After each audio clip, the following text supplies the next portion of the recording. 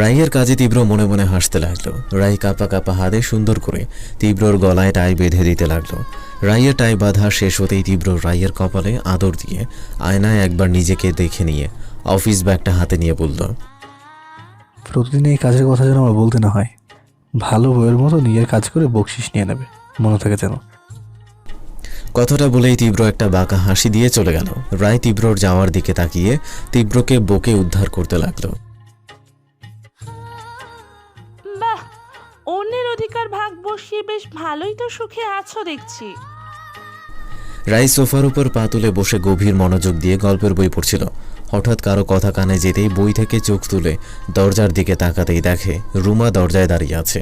রুমাকে এই সময় এখানে দেখে রায় কিছুটা অবাক হলো। তারপরে মুখের মাঝে হাসির রেখা টেনে বইটা বন্ধ করে সোফার রেখে উঠে দাঁড়িয়ে মিষ্টি সুরে বলল, আসসালামু আলাইকুম, কেমন আছেন আপু? রুমা রাইয়ের কথার উত্তর না দিয়ে রুমে ঢুকে পুরো রুমে চোখ বুলিয়ে দেখতে লাগলো। বেডের সাথে হেলান দিয়ে পা ঝুলিয়ে কুশন কোলে নিয়ে আরাম করে বসে বলল, তুমি তো খুব চালাক একটা মেয়ে। হুট করে আমার তীব্র জীবনে উড়ে এসে ঘাপটি মেরে বসে রয়েছ। লোভী মেয়ে, লজ্জা শরম বলতে তোমার কিছু নেই নাকি?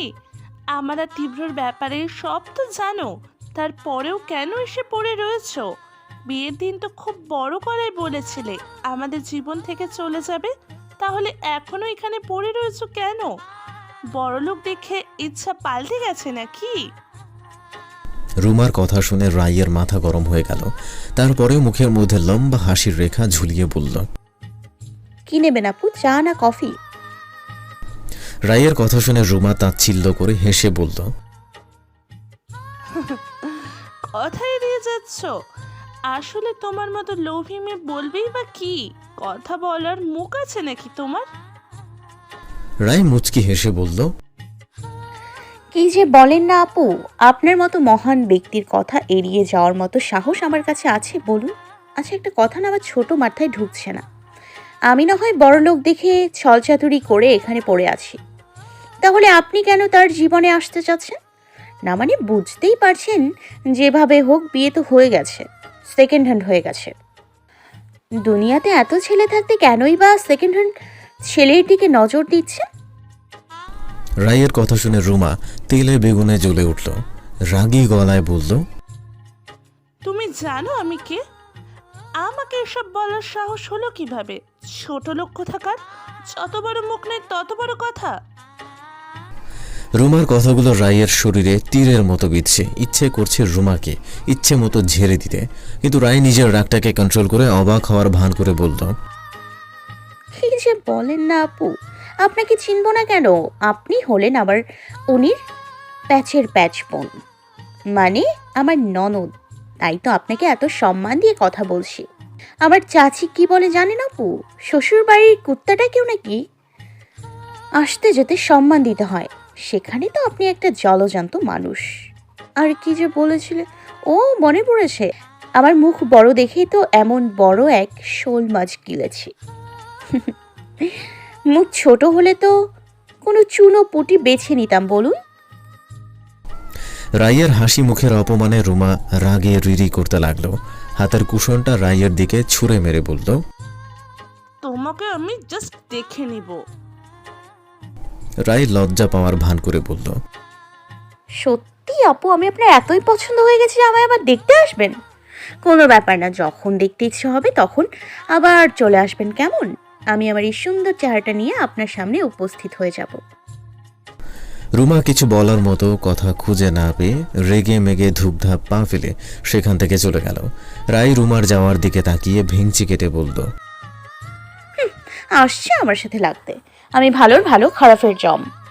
এখন এমনভাবে ডিটারজেন্ট ছাড়া ধুয়ে দিমু, জীবনে দ্বিতীয়বার লাগাতে আসার সাহসও পাবে না। ফরিদ খান নিজের কেবিনে বসে গভীর মনোযোগ দিয়ে অফিসের কাজ করছে।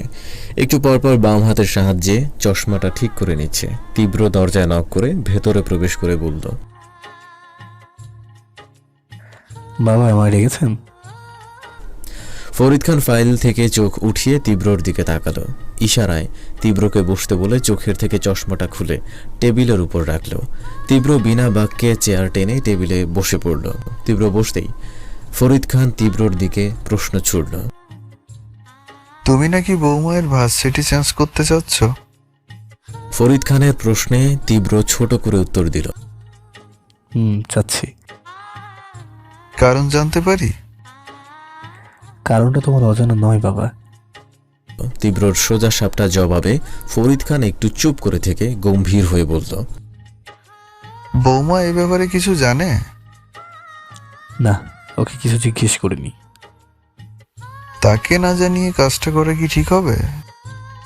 তীব্র কিছু বলার আগেই তিহান কেবিনে ঢুকে ফোরন কেটে বলল, বুঝলে বড় বাবা, তোমার ছেলে অনেক বুদ্ধিমান। বইয়ের পড়াশোনার প্রতি আগ্রহ ছিল কি না সেটা জানি না, ফেক ভর্তি ফর্ম বানিয়ে নিয়ে গিয়েছিল।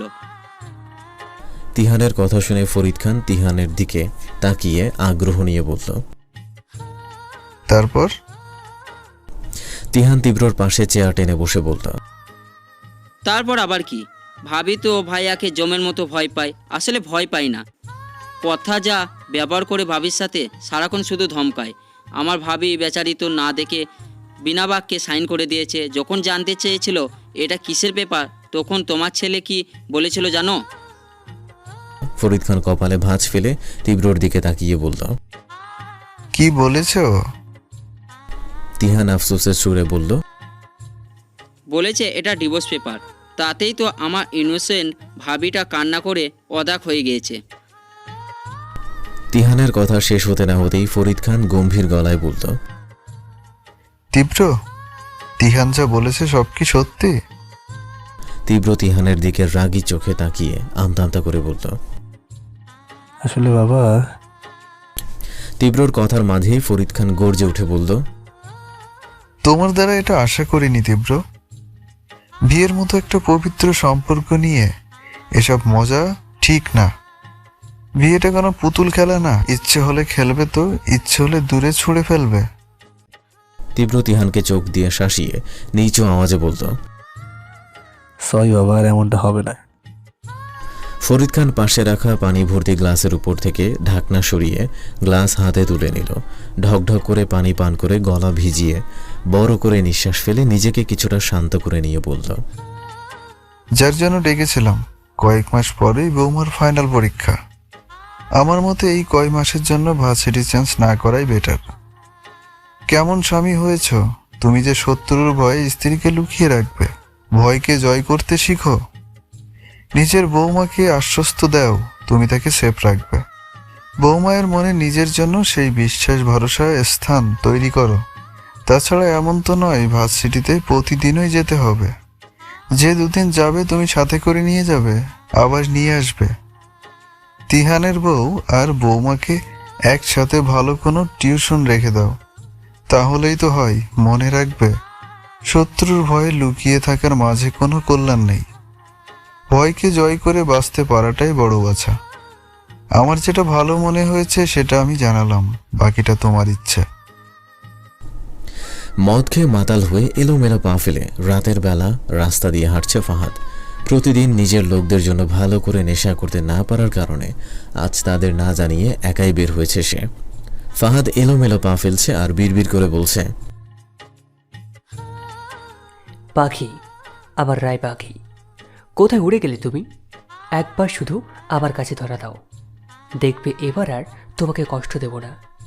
খুব যত্নে মনের কাছে বন্দি করে রাখবো, যাতে উড়ে যেতে না পারো। তুমি কেন আমার ভালোবাসা বুঝলে না পাখি? কেন বুঝলে না?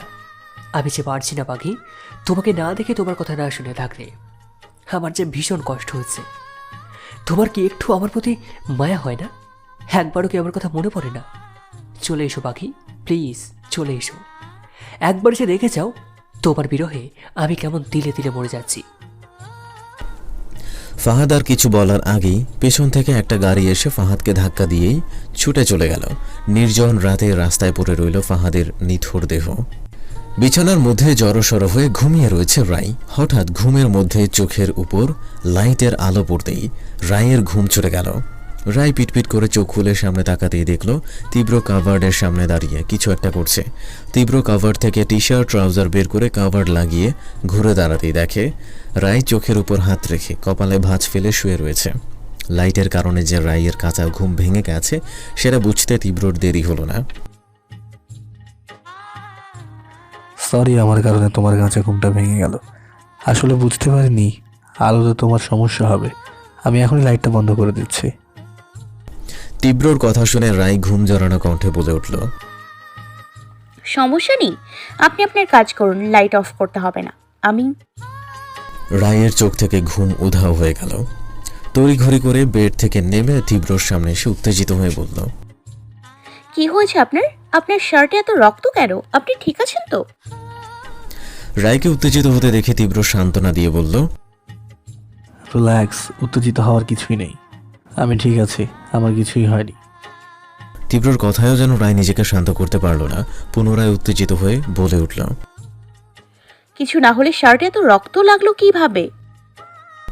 তীব্র নিজের শার্ট দেখিয়ে বলল, এত হাইপার হওয়ার কিছু নেই, এগুলো আমার রক্ত না। আসার সময় দেখি রাস্তায় একজন লোক অ্যাক্সিডেন্ট করে পড়ে রয়েছে, তাকে সাহায্য করতে গিয়ে রক্ত লেগেছে। আমাকে এইভাবে দেখে ভয় পেয়ে গিয়েছিলে? অ্যাক্সিডেন্টের কথা শুনে রায়ের মুখটা মলিন হয়ে গেল।